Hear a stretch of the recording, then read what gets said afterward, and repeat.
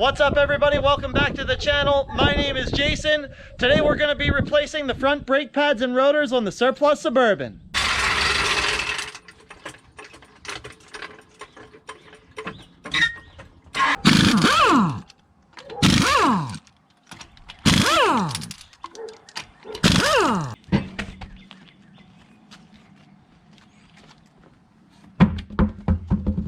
So a little bit of advice if this is your first time doing brakes and rotors, do a little visual inspection with your new parts compared to your old parts first to make sure you have the right parts.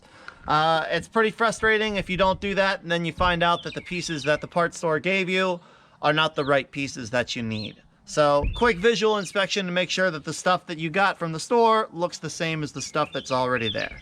Okay, so we went for our first drive yesterday. The truck stops fine, but I noticed looking through the wheels, we've got this spot here in the middle of the rotor where there's no contact.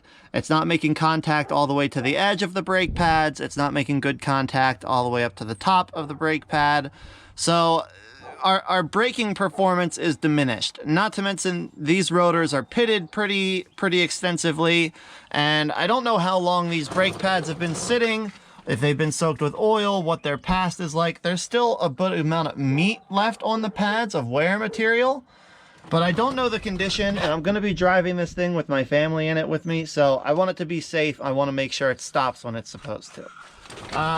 The process to change brake pads and rotors is relatively simple. There's typically going to be two sizes of bolt or fastener that you need to remove on a disc brake system. You have your caliper mounting bolt, usually one at the top and one at the bottom. They'll be one size, and then usually you have your brake caliper bracket mounting bolt, and these are back here. They do exactly what they sound like. There's a top bracket bolt and a bottom bracket bolt. They do exactly what their name implies. The brake caliper bracket bolts hold the bracket to the steering knuckle, and then the brake caliper bolt mounts the caliper to the bracket.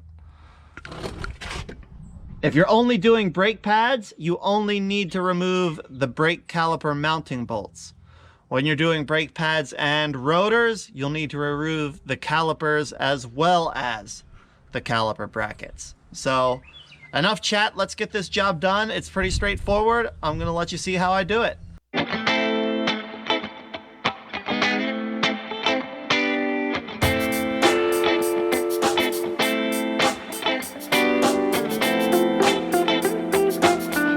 So we've got our old parts off. The two tall ones are our brake caliper bolts. The two shorter are our brake caliper bracket bolts. We have our brake caliper bracket off, our old brake pads. I don't see anything horribly wrong with these other than they aren't making contact all the way across like they should be. And that's due to the corrosion and pitting in the brake rotor. So here's our new brake rotor. It's exactly the same as the old brake rotor, so we know we've got the right part. We've got our new brake pads right there in the box. We've already checked those to make sure that they are the same, and they are. So the process of putting it back together is the opposite of taking it apart. I'll put the new rotor on, put the bracket back in place, put the pads on, put the caliper back on. I am gonna show how to compress the brake caliper pistons, and then we'll sit everything back where it goes. Piece of cake, it doesn't take long.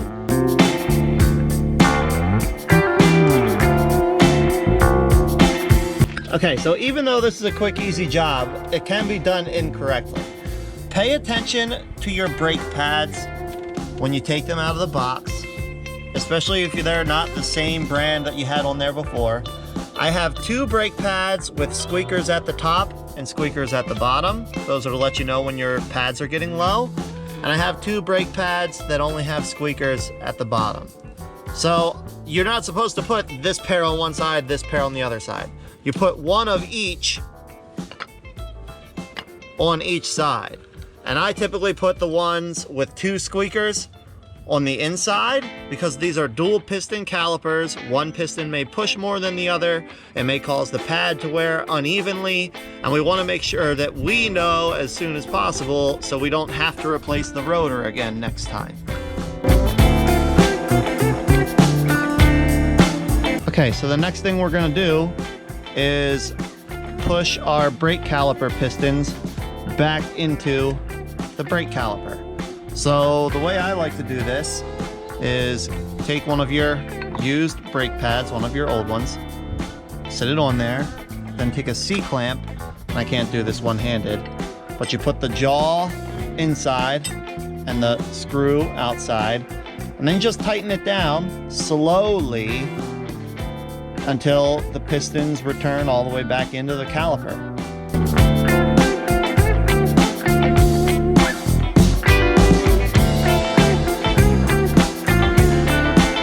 And there we go.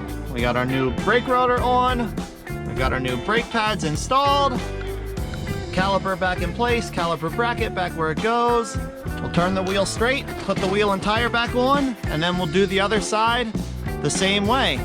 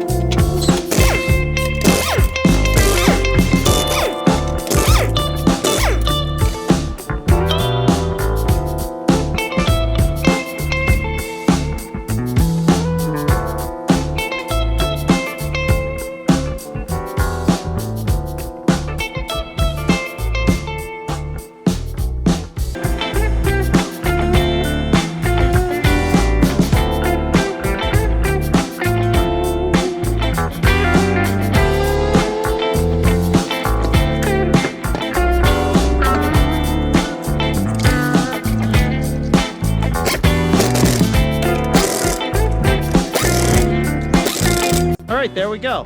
We've got our new brake pads and rotors mounted on the Surplus Suburban. We've got it back down on the ground. Now, if you use this method, you are not done yet. There's one more thing you need to do before you try to drive the vehicle, and that is pump the brakes back up. You get in, you don't have to have the engine running, but you're just gonna slowly push the brake pedal down, let it come back up, push it down, come back up, and just keep doing this until you have a nice firm brake pedal again. I would suggest just move it a few feet forward, a few feet backward, wherever you're working on it before you go out onto the road, and make sure that the brakes are working the way they're supposed to.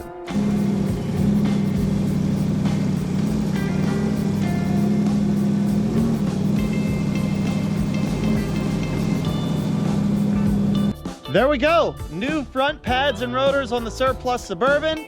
As always, thanks so much for watching. I hope you enjoyed. If you haven't already, make sure you subscribe so you don't miss a single update on this project. But until the next video, take care and we'll see you soon.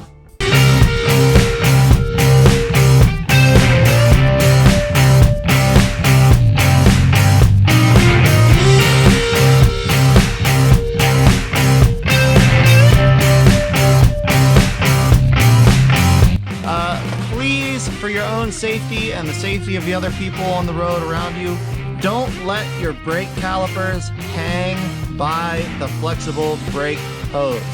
This is not intended to support that weight. It has a crimp connection. Letting the brake caliper hang by the caliper hose can damage the crimp, create leaks, or even a blowout. Please don't let your brake calipers hang by that hose. Find a way to prop them up inside somewhere, or hanging them off of something with a clothes hanger, a bungee cord, zip ties, whatever. But please don't let them just hang by the rubber hose.